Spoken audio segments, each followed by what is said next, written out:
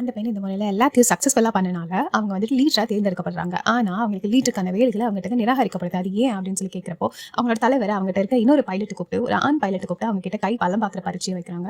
So அவங்க முதல் முறையா வீழ்த்தப்படுறாங்க. அடுத்து 2வது முறையும், 3வது முறையும் இவங்களும் வீழ்த்தப்படுறாங்க. ஸோ இதுலருந்து என்ன அவங்க செய்ய பார்க்குறாங்கன்னா, பெண் வந்துட்டு எவ்வளோ பலவீனமானவ ஆண்கள விட அப்படின்றத அவங்க ப்ரூவ் பண்ண பார்த்தாங்க. இந்த முட்டாள்தனமான செயல் அவங்கள அவமானப்படுத்துறதுக்காண்டி அங்க நிகழ்த்தப்பட்டுச்சு. ஸோ இதுக்கப்புறம் இந்த பெண் ரொம்ப சோகமா போய் அவங்க ரூம்ல இருக்கப்போ, இந்த ஆண்கள் ஜெயிச்சத அவங்க வந்துட்டு ஒரு பார்ட்டியா வச்சு செலிப்ரேட் பண்ணிட்டு இருக்காங்க. அப்போ இவங்க வந்துட்டு நேரா போய் அந்த தலைவர்கிட்டயே சொல்றாங்க. நான் ஒண்ணு தெரிஞ்சுக்கிட்டேன். ஆக்சுவலா வந்துட்டு காக்பிட்ல உட்கார்ந்தா வண்டிய ஓட்டுறதா ஆணா பெண்ணான்றதுல அவங்க பைலட் அப்படின்னு சொல்லி நான் நினைச்சிட்டு இருந்தேன். ஆனா இங்க வந்து பார்த்தா உங்களுக்கு வந்துட்டு நான் வந்து ஃப்ளைட்ட ஓட்டணும்ன்றது தேவையில்ல. உங்களுக்கு நான் ஃப்ளைட்ட தூக்கி காட்டணும் போல இருக்கு சார். என்னையும் நீங்க சமமா நடத்தும்போது தான் நீங்க பலமானவரா காணப்படுவீங்க அப்படின்னு சொல்லி அவங்க சொல்லிட்டு அவங்க வந்துட்டு சைன் பண்ணிட்டு கிளம்பிடுறாங்க.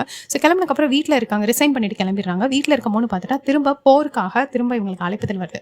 உங்க ரெசிக்னேஷன நாங்க வந்துட்டு குவிட் பண்ணிட்டோம். நீங்க திரும்ப வந்து வேலைக்கு வந்து ஜாயின் பண்ணுங்க அப்படின்னு சொல்லி சொல்றாங்க.